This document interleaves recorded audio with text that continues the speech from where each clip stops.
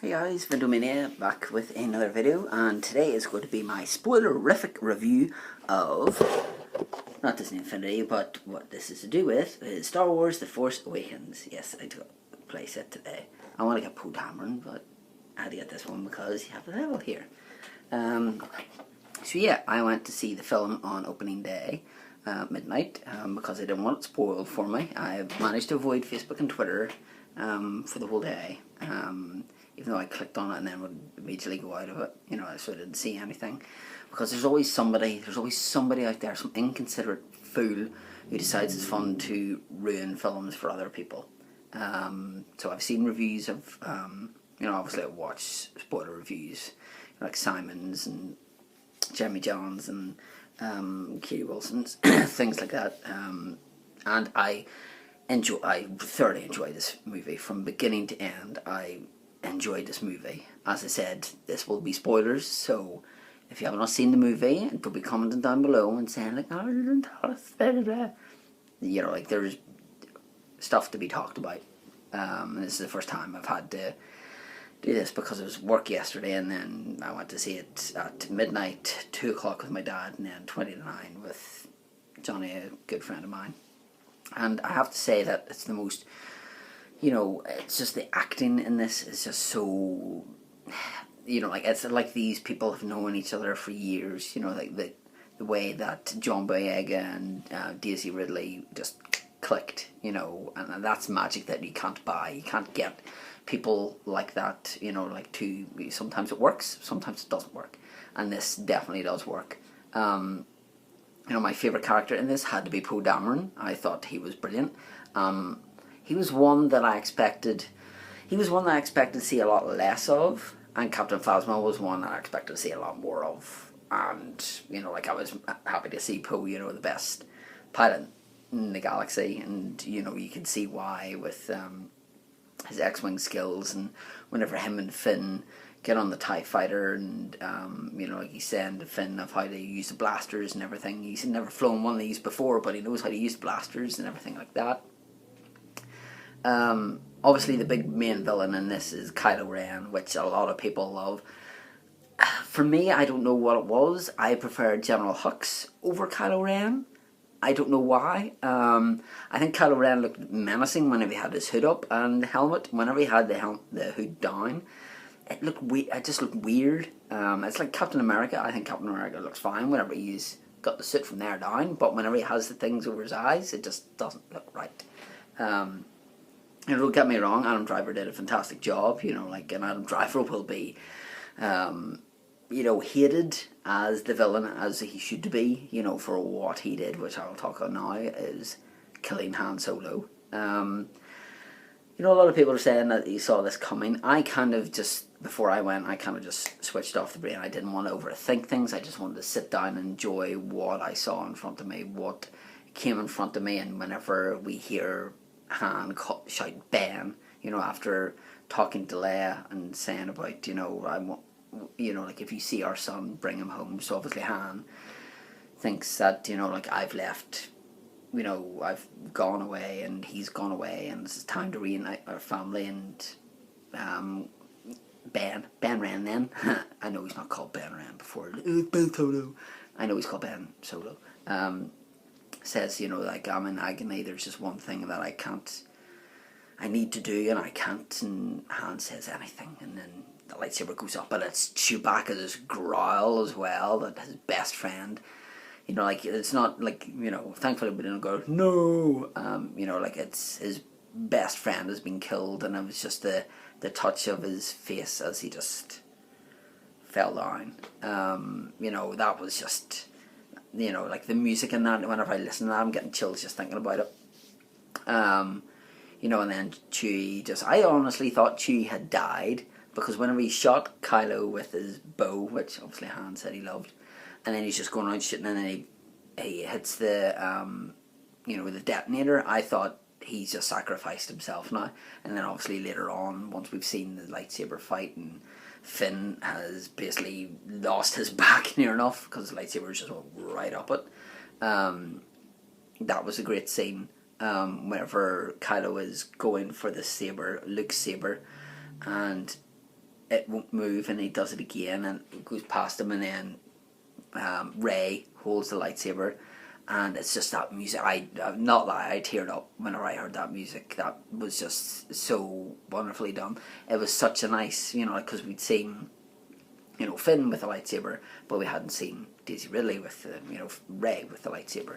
And that was another thing, is that a lot of the stuff in the trailers was in the first 10 15 minutes. So, hello Dave, most definitely for Battlefront later. So, we'd seen the likes of the Star Destroyer, that was crashed. We'd seen the likes of the village. We'd seen, whenever Poe shoots Kylo Ren, and he stops he stops the blast and things like that, and Finn taking his helmet off and what have you. It was just, the dialogue, if you look at the prequels, you go oh, I hate the set, of course, it gets everywhere. Ooh, there's the acting from top to bottom in this was superb.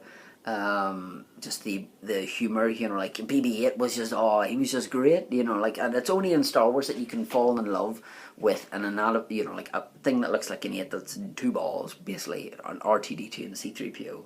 It's only in Star Wars that you can find that you're in love with that character. It's whenever Finn says, I'm not with the Resistance, and BB-8 backs up and goes you tell me where the base is, and I'll get to the base, and go BB-8 says like that, and then the wee lighter comes out, and just everyone cracked up at that. And then there was a couple of Han Solo moments, it does the Castle Run in 14 parsecs, and it's 12, 14. And my mate actually cracked up whenever Han, Finn, and Chewie are going to blow up the place, and he goes what was your role here, kid? And it was sanitation. It's well, that's the Force, guys. That's not how the Force works. And Chewie's Giles goes oh, you're the one who's cold. But yeah, just people have said it's a rehash of 4. If you watch the San Diego Comic-Con trailer and Mark Hamill says now, about practical effects and stuff, and he says, you've been here before, but you don't know this story. That's the way I look at it, is I've been here before, but I don't know the story of Kylo Ren, of Finn, of Rey, whether it's Rey Solo or what have you, or whether it's Rey Skywalker. That was another thing, is the end, where she goes up those stairs, that was filmed, down in Dublin, and that's where they're doing some principal photography for episode 8, which is 300 or 537 days away or some nonsense.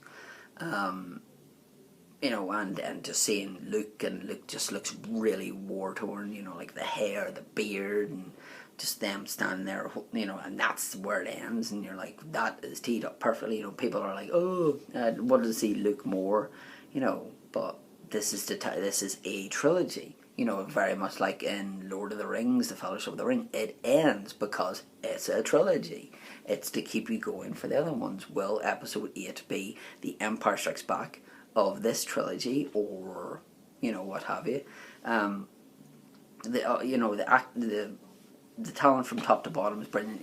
If these guys are at Star Wars Celebration, I would love to meet them. Oscar Isaac would be top of my list, followed shortly by Daisy Ridley. Then just any of them. The only gripes that I had with this was Maz Kanata and Snoke were motion captured, and Snoke didn't really strike me as much. All he did was basically lean forward and talk. That was it. I don't understand why he was motion captured. Maz, to a certain degree, kind of like a small, kind of like a Yoda kind of thing. Yoda as Mrs. Doubtfire, maybe, if you think of it that way. But the way she comes off, I've seen your eyes, and, this is Luke's saber, take it, find your friend, and what have you. But I enjoyed the film, and it's one that I would definitely go and see again. Leave your comments below on, what you think of it. Have you listened to the soundtrack now? Because in the film, you're that encapsulated in what's going on. You're trying to listen to the music, and it's not really at the forefront, with certain bits it will be. Obviously the end, the Jedi, the Jedi Steps or something like it's called, and the torn apart one is the one that I love, the one to do with Kylo killing Han Solo. But yeah, it's just it feels like Star Wars is back. You know, people were pissed at the prequels and stuff and didn't enjoy the prequels, and fair enough, the prequels I can watch. I love episode 3 because it ties the loose ends together, and now we're going to have to see what's going to happen now with Luke Skywalker. Whenever he, you know, like, did he feel Han die like Leia did? You know, because obviously that was a big thing. You know, whenever it kind of that happened, and you just saw her kind of like in episode 4, whenever Alderaan gets destroyed. That's another thing. The Coruscant's destroyed now.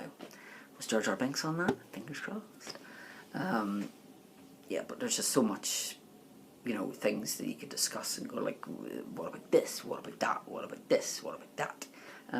There apparently was a scene in it that was cut or from the novelization where apparently Chewie rips somebody's arm off.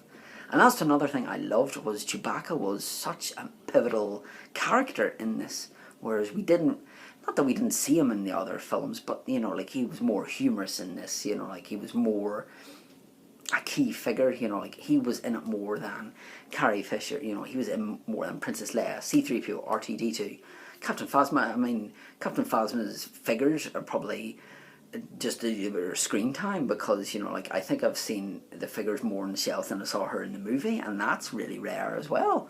But yeah, I just, in case you haven't realised, but I loved the film. I can't wait to own it on Blu-ray, watch documentaries and things like that. I love watching people's reviews about it, you know, like, and for the most part, it's all been positive. They've all been from Star Wars fans themselves, talking about the film and saying how much this meant to them, and, you know, like, and that's the thing for me, is I was counting down the days and hours before I went to go and see it, and then I was doing it between showings, you know, like, and seeing it then, and, you know, I loved it, you know, hats off from top to bottom, you know, like, everything was great about it. There wasn't too much to quibble about. No film's perfect, you know, like 9.5 out of 10 was probably what I would give it. No film's 10 out of 10. The soundtrack I still need to kind of listen to, as I've said, and I'm repeating myself now, but anyway, this will probably be my last video before Christmas, so have a brilliant Christmas, everyone. Thank you for all the support. I'm at 500 subscribers, so thank you. There will be a giveaway next year, which sounds weird whenever you say that, so keep your eyes peeled for that. You will have to do video entries for that, perhaps. But yes, thank you so much for all your ongoing support, love, friendship, what have you. May the force be with you, and until next time.